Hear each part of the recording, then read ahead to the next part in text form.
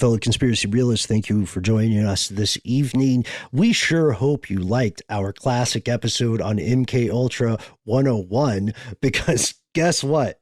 We're back with MKUltra 201. Yeah. And the big question here is, okay, we know what was happening, or at least allegedly was happening during MKUltra, what was allowed to be released.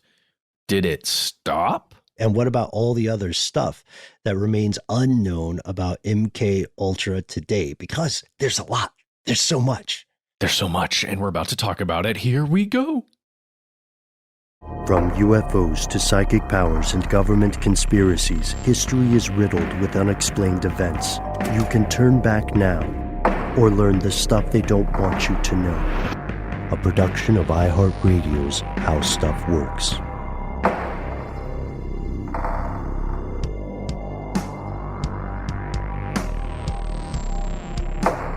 Welcome back to the show. My name is Matt. My name is Noel. They call me Ben. We are joined with our super producer, Paul, mission control deck, and most importantly, you are here, and that makes this stuff they don't want you to know. This is, in some ways, a sequel episode. It's a follow-up to our previous episode, MKUltra 101, in which we described exactly what MKUltra is.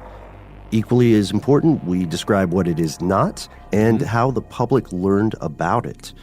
Today, however, we are looking beyond that twisted origin story. We're going off the charted, proven paths. We're going across the edges of the map. We're exploring the conspiracies and allegations related to MKUltra in the modern day. Listeners, this episode contains content that may be disturbing to some of us in the audience, and that means you can turn back now or walk with us just a bit further away from the lights. Oh, I like that. That's a twist on it, and I really like that. It's true. As you know, Matt, this is very much true in this episode. Let's start off with something easy, something simple. What is MKUltra? For anyone who said, I see MKUltra 101 in my podcast feed, but forget that, I want 201. Yes, well, or 102. Mm-hmm. Okay, well, I think 201 is the right way to go. I think that's right. I think that's the way Georgia State would do it. So, and that's my favorite. The alma mater? Yeah. So, the first thing you have to do is not think about MKUltra as one thing. It is not one thing. It is a series of things, of projects, of experimentations, of different experiments, of different groups of people who were not necessarily working together. A lot of times the aims were very similar, but you have different study groups essentially. And it was all about, really at the heart of it, trying to find ways to influence human beings, influence their perception, their behavior, or even get them to do some or take some action that you want them to take. And from all the official accounts, the program really didn't work out that great. They found some interesting things that could occur with drugs, with especially how drugs interact with each other sometimes. If you get a really psychedelic trip and then influence somebody's mind down the road, or if you can keep someone within a psychedelic trip for long enough, interesting things there. But here's the deal. Most everything didn't work the way they wanted it to. Right. It turns out that the human brain was too complex for the sort of technology and tactics that Uncle Sam was applying in this case. They were famously inspired to pursue this line of research due to fears that the Soviet Union and the government of China were pursuing things and already had a jump in this sort of behavioral modification, primarily when they saw a cardinal confess to a cavalcade of crimes that he clearly did not do back in the 50s, I believe. And what they thought was happening was not the case in that scenario. What they thought was happening was that this guy had been brainwashed completely and totally and believed these demonstrably false things. But it turns out that the only thing that really happened was communist forces and security services just beat the ever-loving snot out of this guy repeatedly and then, psychologically abused him. And he later in life said that. He said there was no spooky psychotronic stuff going on. But we do know that, as you said, Matt, some of these programs had limited success. They learned new things that would be useful later. From all official accounts, there are no Manchurian candidates, despite what Sirhan Sirhan has claimed. And he is alive, and he is in jail. He maintains that he was brainwashed. Yeah, he keeps trying, or he kept trying. I think it's over, right?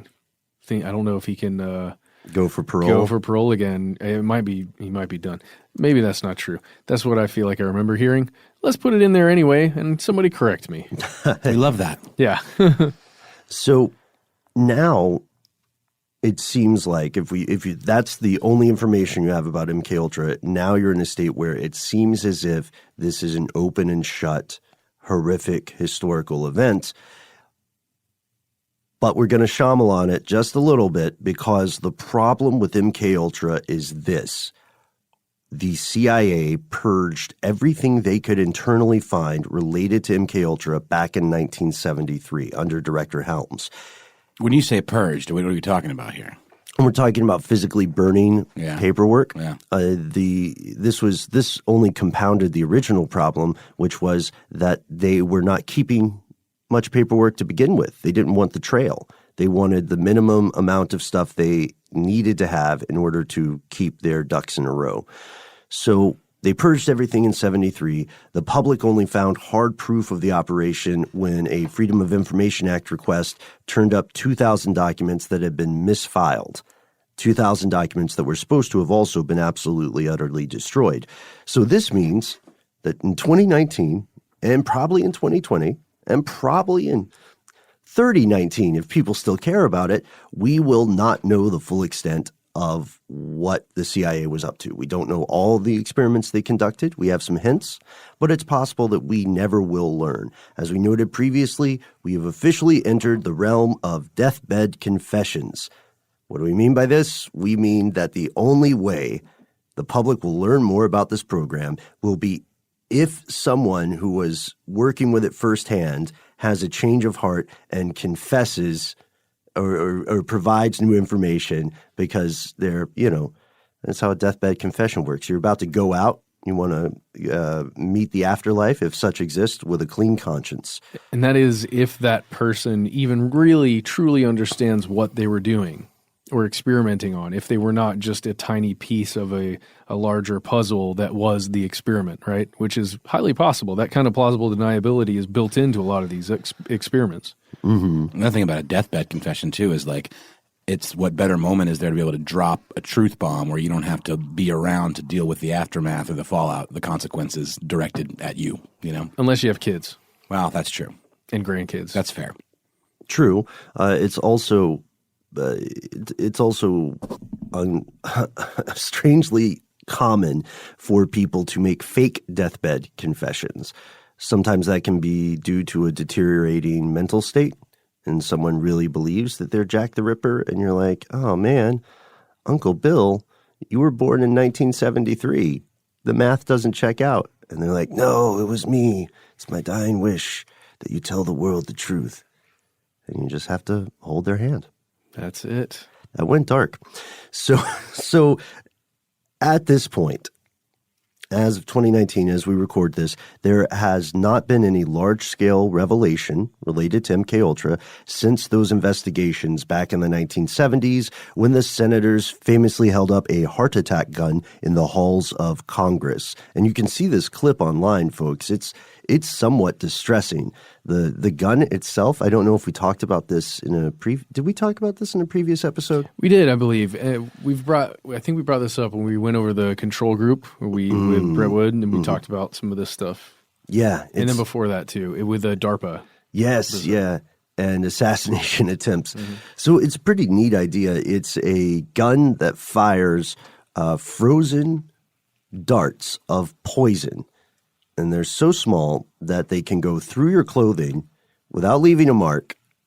And if it works, if they successfully get the shot off, the corpse will look as if it died from a heart attack.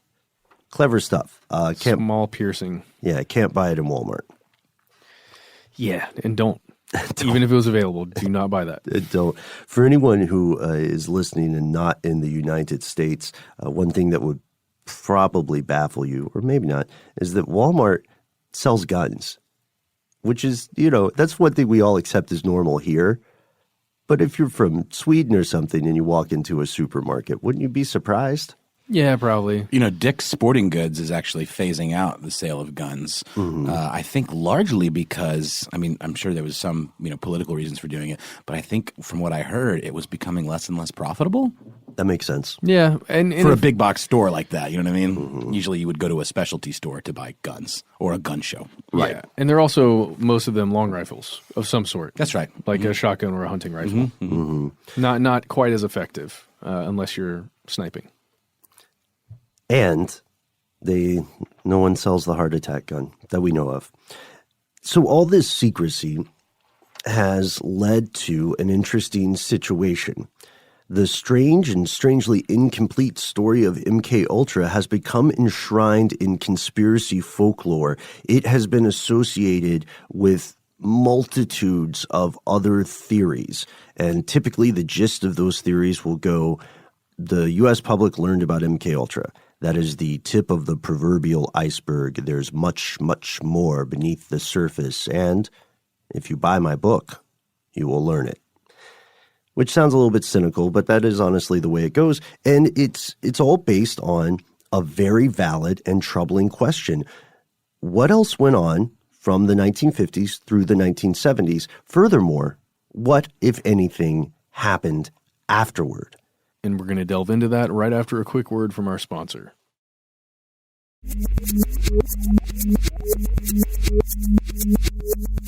Here's where it gets crazy. More or less immediately after the reveal of MKUltra, people in the United States and abroad began raising allegations of continuing related programs. And this quickly got very out there. In terms of the claims, the most infamous alleged project related to MKUltra is something called Project Monarch. Yes, and this is one of the more out there things I would say that we're going to discuss today. There are some weird things we're going to discuss today, but this is one of the feels like it's out there because, here's a little spoiler alert, it involves demons. It involves rituals. The Kabbalah and mysticism. Some of our favorite things. Multiple personalities and or demonic possession. So let's get into it. Yeah, all of that, though, within what's described as a systematic framework. So this is like some serious like X-Files type stuff. And it involved some things, some rituals that could be described as satanic in nature, usually involving some form of cannibalism, and performed with the intent of attaching a demon or, a pantheon, like a group of demons, and in order to kind of create alternate versions of individuals, as in the same way that you might, through therapy, create an alternate version of a self that didn't experience the trauma that caused you to have, psychological problems. Right. This idea of intentionally creating alters or alternate personalities isn't unique to Project Monarch. You've seen it in works of fiction. It's in Hereditary, yes, arguably. It feels a lot like a fictionalized version of a secret military thing or a secret project like this. And a lot of cults also practice this kind of disassociation. It's just in a different form, right? You don't need to get demons involved. You don't need to get the Kabbalah involved. You just start disassociating somebody through manipulation. Crowley also practiced some stuff like this, and the Illuminatus trilogy, which is a fantastic work, also depicts this. No, your description might sound weird to some of us listening, but that is the case. The idea is that this occult stuff was either a theatrical trapping or they were practicing magic to summon some sort of extra-dimensional entity and make people, typically children, minors, into vessels for these creatures. That's a lot to take in. Yeah. You know, to phrase it simply, we'll get back to some of this stuff, but to phrase it simply, the people who believe in Project Monarch see it as a subset of the earlier program, Project Artichoke, and its successor, MKUltra. One of the most well-known authors on the subject of Project Monarch is a person named Kathy O'Brien. Now, you can find multiple people who claim that they were somehow involved in this Monarch program, but Kathy O'Brien is one of the most prominent. She wrote a book called The Transformation of America. Since this is an audio show, I just want to make sure you get the pun there. Trance as in hypnotic trance, and then formation as in an organization or group. So in Transformation of America, she claims she was a victim of Monarch. She relates it in the following way. She says she was sexually abused as a child on multiple occasions by various people, starting with her father and then expanding to a network of individuals who were connected with the underground world of underage pornography. Yikes.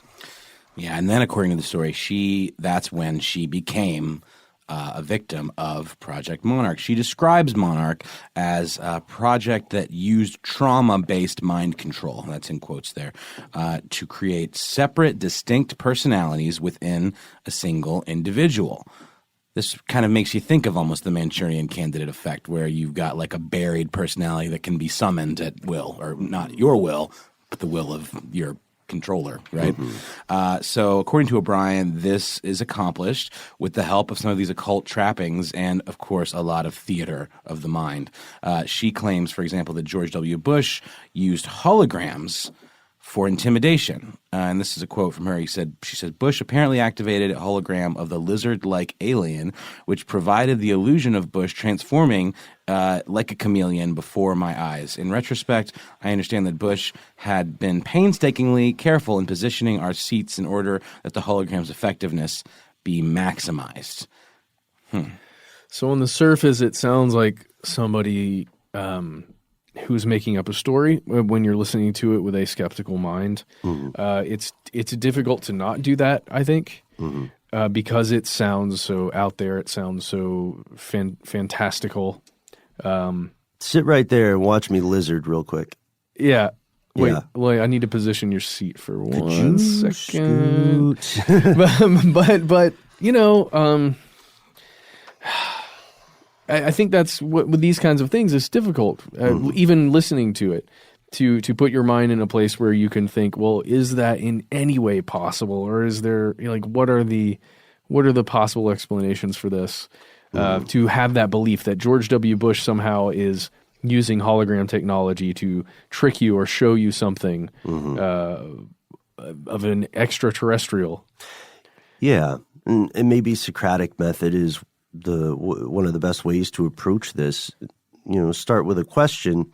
Let's say, if that were true, what set of circumstances would compel one of the most powerful people in the world to do this? It sounds like a tall order. Dick Cheney didn't do anything. Oh, I imagine that he was involved. He seems like a guy who would be excited by holograms. Who wouldn't? They're neat. Yeah, I think you would. Did you guys hear that Roy Orbison and Buddy Holly are doing a hologram tour? This is now a thing. Like, it's really becoming a thing. Started with Tupac, yeah. It did start with Tupac, but now it's like whole package hologram. I only bring it up because it used to be something that was used by the military, and now it's, just for funsies. Mm-hmm. Churches are using that across the globe right now. Mm-hmm. The mega churches that have a single person, like Andy Stanley or somebody who's giving a talk. Or Creflo Dollar. Yeah, and he and they are being like turned into holograms essentially and projected in other churches. I would have thought they would have made one of Jesus Christ. That'd be a cool effect. It's touchy. That's a touchy one. It's tough. I mean, imagine making a hologram of any religious figure, a hologram of Buddha, a hologram of Muhammad. Well, that would be problematic, right? No, that would be Project Bluebeam. Yep, which is a different show. The important part here, before we get too sidetracked with holograms, the important part here is the timing of this, because the allegation then is not just that prominent world leaders are resorting to this technology to traumatize children. It's that this technology existed in their circle before it existed anywhere else. But the big question is, why would someone do that? And it doesn't stay in the U.S. O'Brien paints a global portrait of abuse. She claims that forces in Mexico, the U.S., Europe, Saudi Arabia, and more are all actively involved in Monarch and its successor programs for the express purpose of creating sex slaves and maintaining child abuse rings. Several years ago, that would have sounded impossible. Several years ago, it would have. O'Brien claims to have phenomenal photographic recall of these events despite previously suppressing them or having them suppressed by shadowy government agents. Her recollections in her book come overwhelmingly, almost entirely, from what's called hypnotic regression. Hypnotic regression is a process in which a hypnotist sits with a person and takes them into a trance state and guides them through reliving past experiences. The big problem with hypnotic regression is the G word that you just said. They're being guided. Guided. There we go. Yeah. Right? Because the ideas can be slightly influenced with a tiny keyword or a tiny word that is thrown in during the guidance process that then leads how do you know if the person, your subject, if it's their imagination that's taking you down that path or if they're actually recalling an event that's taking them down that path of recollection? Is it recollection or fiction? And there's no real way to tell. Right. The problem is that if you're putting an individual in a state of enhanced suggestibility, then they're very open to guiding. And this is not to say that the hypnotists in question are purposely doing this. No. It's just very easy to accidentally take someone in a weird direction. And, we know that memory betrays us, and most of our memories are increasingly works of fiction as we age. But let's leave O'Brien and Monarch there right now for a second. Yes, and let's just go ahead and put forth right here that you may see online accusations of a lot of pop stars and generally younger female pop stars. There are a lot of accusations that they have been individually involved in Monarch in some way. A lot of times you'll see allegations of a music video, like a Katy Perry music video, or a Britney Spears was a big one back in the day, of look at the symbology, look at the symbols happening in these videos. This is Project Monarch, like them showing us without telling us in a way, like almost flaunting it. You'll see that a lot. You'll see when a young pop star has a breakdown, like a public breakdown, that Project Monarch gets brought up a lot, especially what I'm recalling is when Britney Spears shaved her head in years 2007. and years ago. Yes, exactly. Hey, leave Britney alone. So, well, that was a part of it, but genuinely, that's when you will see a lot of that stuff cropping up as part of the trauma that was supposedly given to her or that she experienced through Project Monarch. Just putting that out there. And other people will say that the world of entertainment, music especially, is already crooked and horrific and just sad and pathetic enough without needing to add in the other problems. But it's true, and that's a very good point. You can find numerous lists of people like Amanda Bynes, Britney Spears. Who else? Tell us your favorites, right? Oh, Katy Perry, as you said. Yeah. Margot Kidder. Margot Kidder as well. I don't know who that is. She played Lois Lane in the Christopher Reeve Superman movies. Yeah. And she was found like wandering naked, I believe, in other people's yards in Beverly Hills. Ooh. Yeah. She had like an episode. Jeez. She was not well. And she was not gang stalked, but other people have been. This is something related to MKUltra that you will hear a lot. Some of us listening now have asked us in the past to cover gang stalking, and we can do an entire episode on it. So we'll just give you the broad strokes here. Gang stalking is the idea that a person, for one reason or another, will be surreptitiously monitored and followed in person by a group of unidentified people. So imagine you, wherever you're at now, imagine that you get up and you walk outside, and there's someone in the distance in the corner. They have a green hat on, and you see them, but you don't know them. You might not be in a town where people wave at strangers, so you just keep walking. You go to a store, and while you're in the store, let's say you're feeling healthy, so you buy some juice and some almonds, and then the person who rings you up is looking at you weird. You look behind you, and there's someone in a green hat at the end of aisle 3, pretending to shop, but just sort of standing there. And you know they're pretending to shop. And you know they're pretending to shop. And you leave, walking back, and as you're walking back, you see 3 other people, possibly in green hats, possibly not. And they're all just sort of standing around as if they're waiting for you. One person is on a phone talking. You can't hear what they're saying, but they are staring directly at you. That's gang stalking. It's essentially the Truman Show. Right. If you are Truman, it feels as though, for the person experiencing it or believing they're experiencing it, it feels like you are Truman. And it's a more malicious Truman Show, right? Yes. So is this harassment? Is it paranoia? Is it good old-fashioned spycraft? All 3 of those answers in at least a few cases are correct. Yeah. You know what I mean? Yeah. I mean, for someone experiencing perhaps a short-term high paranoia situation or feeling, like I can imagine this. I think I've probably experienced like short-term gang stalking at the height of a time in my life when I'm feeling unsure or something, where I just feel as though everyone around me is out to get me just for a moment. You know what I mean? I think we've all maybe experienced something like that where everything just feels off.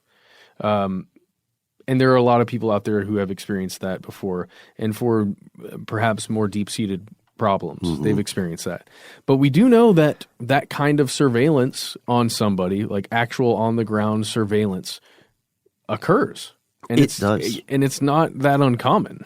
It's not that uncommon. It's sloppy spycraft. Yes. Because typically you would want your observer to be unnoticed. Yeah. But it also happens in other countries, especially authoritarian countries or dictatorships. It'll probably phase out a little bit as digital surveillance becomes overwhelmingly efficient. Yeah. At this point, you could just get into somebody's cell phone and then it could be on a table and you got everything you need. Right, right. And by the way, we got a great email from our NSA intern. We did. Who is moving on. Congratulations. And let's go to gang stalking in its own episode. Let's make that an episode in the future. Okay. And in the meantime, we'd like to hear your stories about gang stalking. We'd like to know what you would like to share with your fellow listeners. For now, it seems that we have Monarch as a thing that's universally dismissed by a lot of the mainstream. We have gang stalking, which is problematic, but we do know that MKUltra is moving forward, at least in the legal system, and not here in the U.S.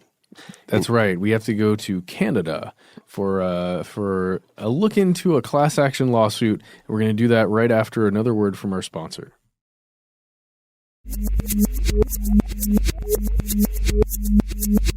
Oh, Canada. So we had spoken in MKUltra 101 about the 2 unsuccessful lawsuits here in the States related to MKUltra. In Canada, there is a class action suit in the works now. Survivors and families of people who were affected by MKUltra and the CIA mind control program at a place called McGill University's Allen Memorial Institute in Montreal are going to sue Quebec and the federal governments, both the U.S. and Canada, because of what they say had been done to them 5 decades ago. Whoa. You can follow this group on Facebook, Survivors Allied Against Government Abuse. The acronym would be SAGA. With 2 A's at the beginning. Mm-hmm. And this includes victims and family members of victims of Canadians who participated in brainwashing experiments under the supervision of a man named Dr. Ewan Cameron. He was director of the psychiatric hospital from the 40s, 50s, and 60s. He did something that would be familiar to fans of the control group. He conducted these experiments that were called depatterning or psychic driving. What they essentially did is through a number of techniques, they would try to erase a patient's memories, which is not an impossible thing to do, and then go a step further and attempt to reprogram them with new thoughts. One of the examples of this would include forcing someone to listen to a repetitive audio loop over and over and over again for hours and hours on end, while also drugging them to keep them in a comatose or semi-comatose unconscious state. So this could last for as long as 3 days. Just you're put under, you're administered like the food and water you need to survive, and the entire time there's some tape saying, probably in the doctor's voice or maybe in your own voice. Yeah. When it's like, I can only trust Dr. Frederick.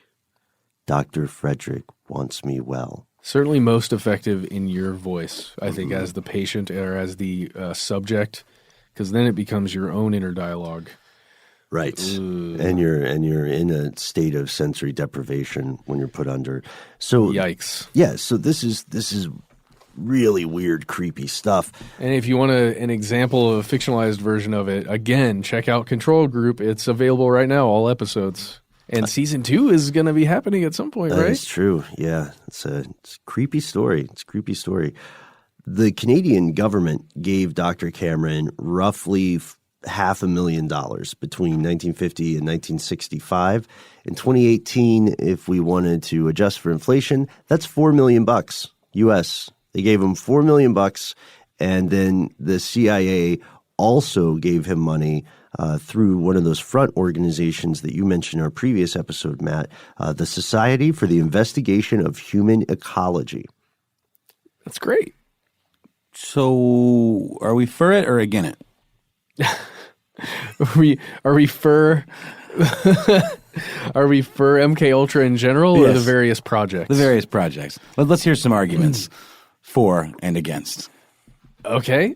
Well, let's start with Monarch. That sounds good. Yes. So the first thing we should be very, very clear about is when you say for or against, we're saying for or against them actually existing, the veracity of these claims. We're not arguing that we support Project Monarch. I mean, that's your position. Okay. Yeah, that's true. No, that's true. This is a democracy. No, absolutely. It is a democracy. But no, exactly. I mean, it's a cliche, but this is utterly shrouded in mystery. There's a lot of conjecture that goes into picking this stuff apart. So what are the arguments for its existence versus against its existence?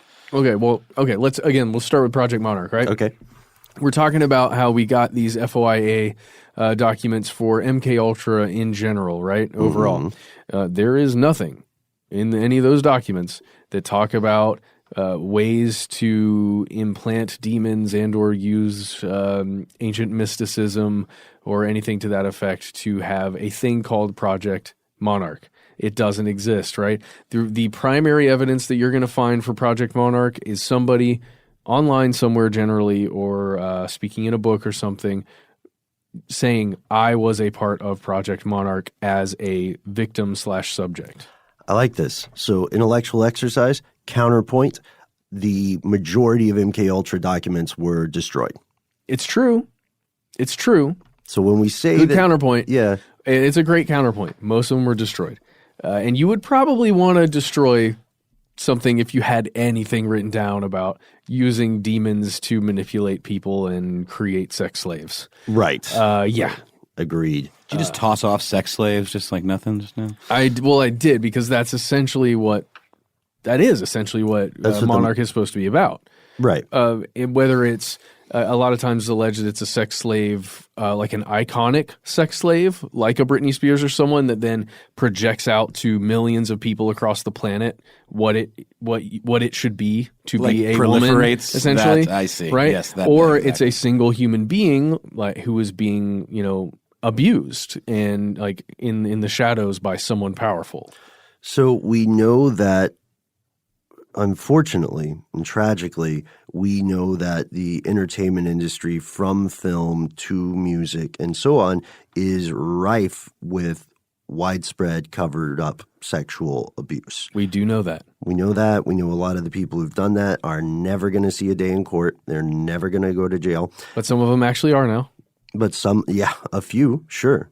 But I guess that's better than nothing. We also know that intelligence agencies across the world use honeypot traps, right? That's where you get compromat, as the Russians would call it, on someone by filming them in a sexually compromising situation, usually with a paid professional sex worker, but occasionally with someone who has been coerced into playing that role. Like the pee-pee tape.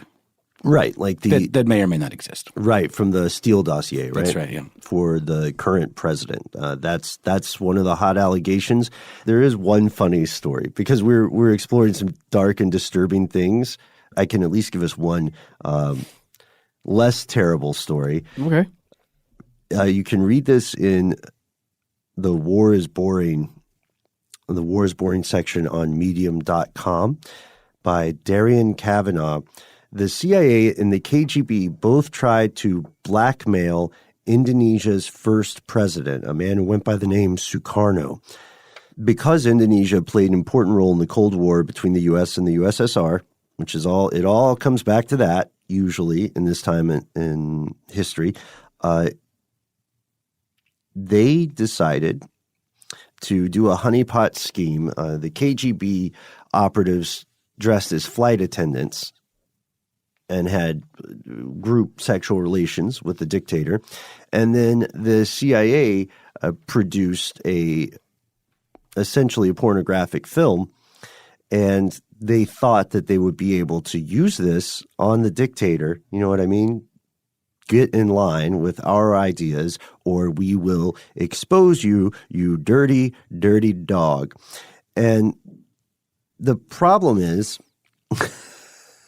Was he into it? he was very happy with it. He asked for copies. He liked to show it to people. It was like, oh, look at this. It's a good icebreaker. Like, look where it's like, look. These are flight attendants. Check out my moves. Yeah. He's like, check it. Let me play that part again. Somebody rewind this, because this is like, I'm really proud of this one. So this, I heard that's a thing. A bunch of flight attendants get together and film important people. So it did backfire, right? And I think that's a hilarious story. It's a hilarious story about evil people, but the reason it's important is because it shows us that these sorts of operations do exist. However, again, to your point, Matt, there is no mention of Monarch in any MKUltra documents. There's no mention of Monarch in anything official. Religious and political scholars criticize Kathy O'Brien's claims because they say there is absolutely no supporting evidence. And at this point, there is absolutely no supporting evidence. David G. Robinson characterized them as symptomatic of something called moral panic, and noted that no one has ever been prosecuted of such crimes, nor has any corroborating material evidence ever been produced. it just stinks that you can't just take that for what it is, because you have to go back to the point of, if any of this was actually happening, it would be suppressed so hard that maybe just we would never know about it. Right. And also, even if someone who is a survivor of abuse doesn't have all of the facts or the dates at their command, that doesn't mean that they're lying. Yeah, you're right. And I've brought with me today an old friend of ours, this book, Outbreak, the Encyclopedia of Extraordinary Social Behavior, which is about moral panics and how they spread. I highly recommend this book for anyone who is interested in seeing just how quickly moral panics can spread. It's always the idea of something either so morally reprehensible and against social mores that are universally acknowledged to be good things. So that would be stuff like cannibalism, child abuse, etc. All the terrible, terrible things. Or something that is alarming and possibly life-threatening. People are frightened because a new report says that you will get eye cancer in 2 weeks if you don't drink coffee. So the stores all sell out of coffee. Yeah. People are fighting over coffee. And then later, the same paper that published that publishes a retraction on page 10, and no one reads it. And coffee prices go through the roof. Smart. Evil. Let's do it right now. We can't. We guys, just said we do it on air. Guys. So it's true, though. I mean, it doesn't mean that people are stupid. It means that we're easily led to – we have this idea of what the right thing to do is, and we want to be on the right side of history, right? So we will do what we can, and sometimes we should research this stuff before we react to it. And then there's another burning question. This is a big counterpoint, Noel, for or against. If this is true, if any of this is true, then how are these Project Monarch survivors alive? How are they publishing books? How are they writing about this and not, committing suicide by getting tied into a duffel bag or having shot themselves twice in the back of the head? Because it's not entirely true. I'm asking, it seems like if there were an organization this powerful, this story would never have gotten out, right? It certainly does seem like that, especially considering the purging that went down, in the first place. Yeah, great point. So, where is this name coming from? I mean, there was the name wasn't in any kind of documentation. Where did this begin to circulate? Do we even have an origin for that? The way this information got out into the public record? Primarily from people who say that they survived the program. So anecdotes. And are they corroborated? Like, are they people who knew each other? Or I'm just wondering if there is any connection between these people, or this is interesting. It's tricky because it goes back to the hypnotic regression question. There may well be people who say they knew each other now, but their story changed as their sessions continued. There were also stories of people. So in the universe of this, people are not meeting one another under their real names. You're 9 years old. You meet a 10-year-old who is called different names. These horrific things occur to you. You never see that 10-year-old again, but you learn that they have died. So it has baked in difficulty when it comes to tracking or corroborating things. And it's part of the satanic panic, honestly, the moral panic that swept through the U.S. and really peaked in the 1980s. If you were around in the 1980s, then you know about this, right? D&D was a herald of dark satanic times to come. Everybody with any sort of authority that was not religious, any secular power, was part of the Illuminati. They were dressing in robes. They were circling around. They were killing goats, children, eating people, human flesh. They were doing Bohemian Grove stuff, but not with an effigy, with people. Those are the ideas. This made some big careers in journalism and in the publishing world. And at this point, still, Despite all the public attention, there's been no evidence of a widespread event of this nature. And that's an important point, because it's not like it's just the five of us, you listening, the three of us, and then Mission Control. It's not like it's just five people looking into this. This was a nation. These were news networks. They were pouring millions into this search, and they came up with bupkis. There have, however, been several cases of child abuse networks functioning in the halls of power in Belgium, in the U.S., in the U.K. These abuse networks are real. They're just not necessarily satanic, and they're not necessarily tied to intelligence agencies, at least the ones we found. Yeah.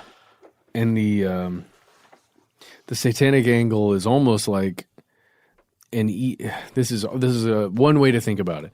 If you place Satanism and the devil and that kind of evil on top of something like this that may even be provable in some way or another, or spoken about by enough people, if you place those labels on it, it becomes so crazy and out there that it almost becomes impossible that these kinds of abuse networks could function at that level, right? Mm-hmm. It makes you believe that it's impossible when you bring the devil and evil into it like that, rather than it just being a group of powerful people that have really messed up things that they like to do. Does that make any sense? It does. Not to mention that the whole idea of like secret satanic organizations has been time and time again disproven. Like the idea of like the whole satanic panic thing. It's a panic because no one's really doing it in the way that you might think. You know what I'm saying? Like even like the child murders at Robin Hood Hill or whatever, or like the idea that there are groups of quote unquote Satan worshipers that are doing human sacrifices and stuff. I mean, it's always, to me, what's been proven out is that it's much more of a form of protest and kind of like a middle finger to the man and like, organized religion than it is some kind of shadowy cabal doing rituals in like a dungeon somewhere. Right. And the thing is that these two practices are often conflated. There are criminals like Jeffrey Epstein who repeatedly abused children, and they can have cover-ups occur, like Jeffrey Epstein, who, again, repeatedly abused children and, as of now, totally got away with it. Then there are groups who are pursuing a religious or ceremonial thing. You know what I mean?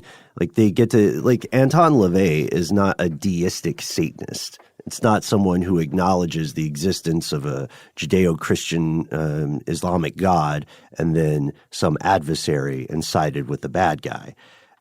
And they're very much against any kind of abuse. They get a bad rap. But absolutely. But we do know that there are times when this sort of child abuse draped in satanic ritual has occurred. True Detective Season 1, which is fantastic, seems at least partially inspired by a genuine child abuse network that operated out of a church in Ponchatoula, Louisiana.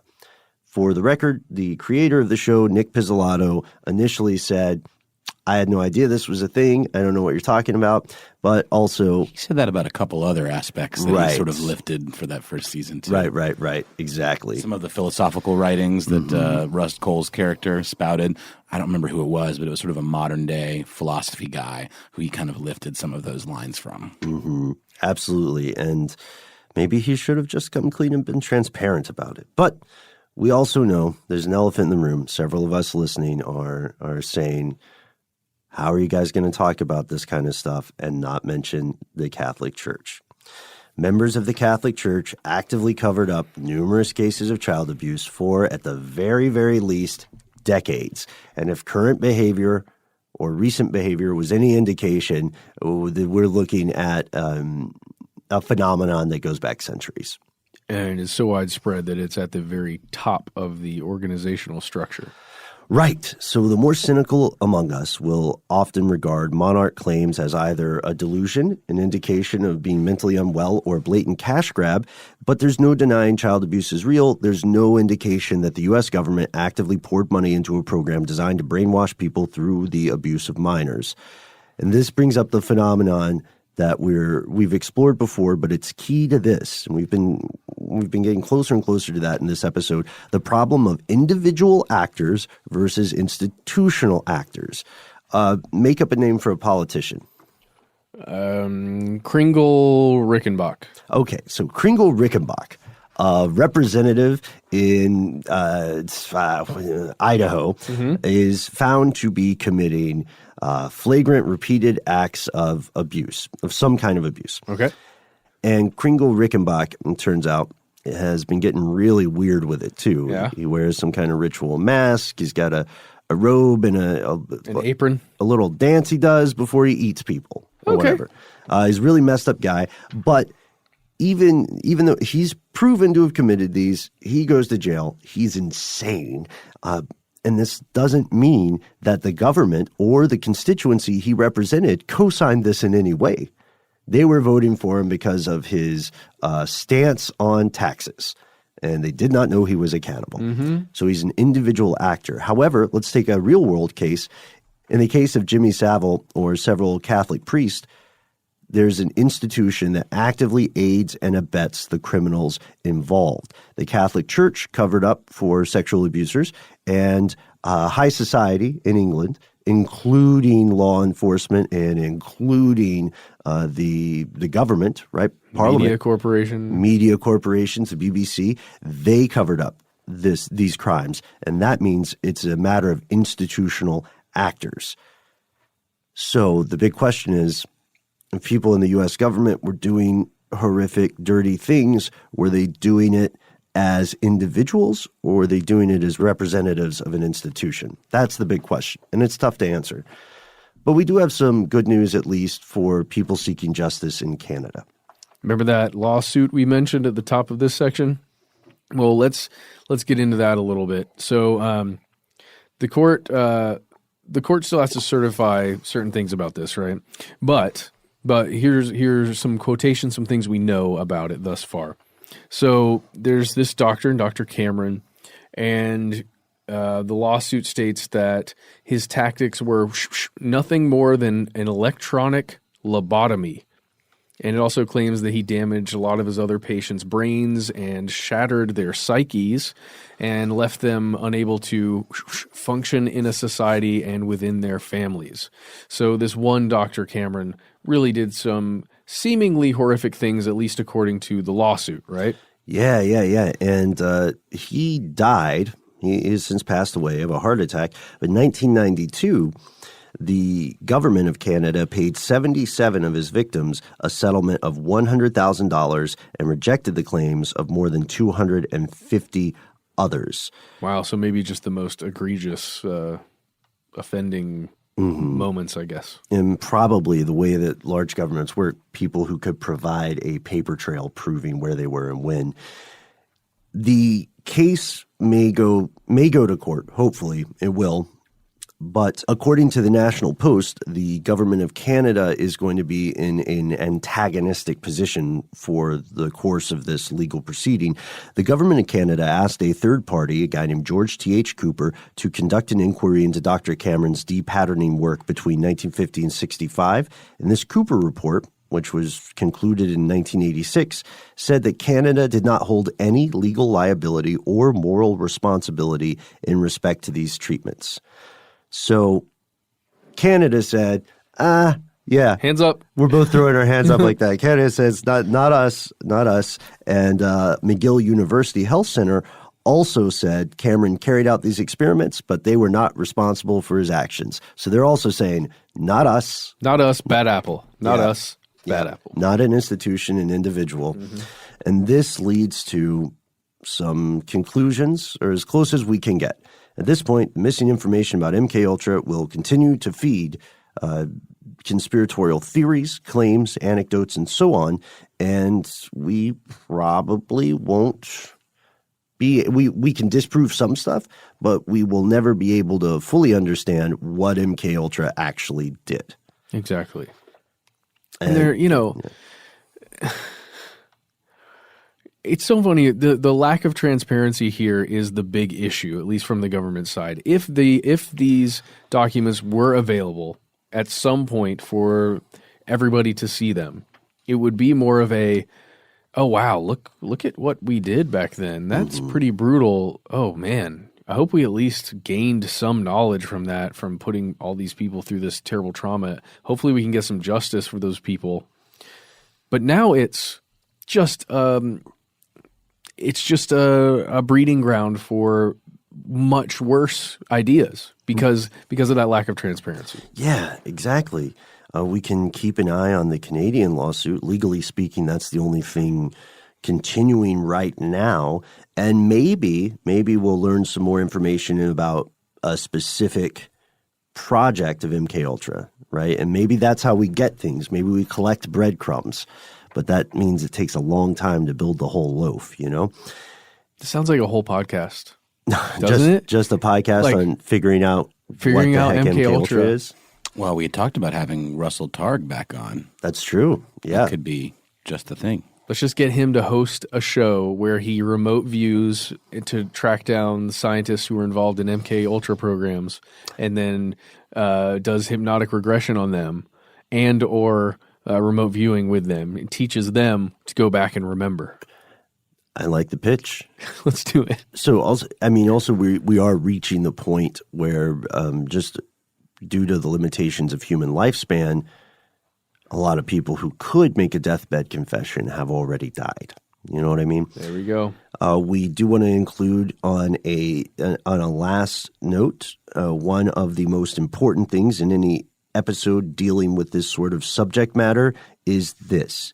If you are a survivor of abuse, or if you know someone who has survived abuse, please be aware that you are not alone. There are numerous organizations, both government-funded and private, that are there for you to provide free counseling, to provide resources, to provide therapy. We do hope that you reach out to these sources. They are there for you. There is someone waiting to help you. Absolutely. And if you want to just... And that's our classic episode for this evening. We can't wait to hear your thoughts. We try to be easy to find online. Find us at the handle Conspiracy Stuff, where we exist on Facebook, X, and YouTube. On Instagram and TikTok, we're Conspiracy Stuff Show. Call our number. It's 1-833-STDWYTK. Leave a voicemail. And if you have more to say, we can't wait to hear from you at our good old-fashioned email address, where we are conspiracy@iHeartRadio.com. Stuff They Don't Want You to Know is a production of iHeartRadio. For more podcasts from iHeartRadio, visit the iHeartRadio app, Apple Podcasts, or wherever you listen to your favorite shows.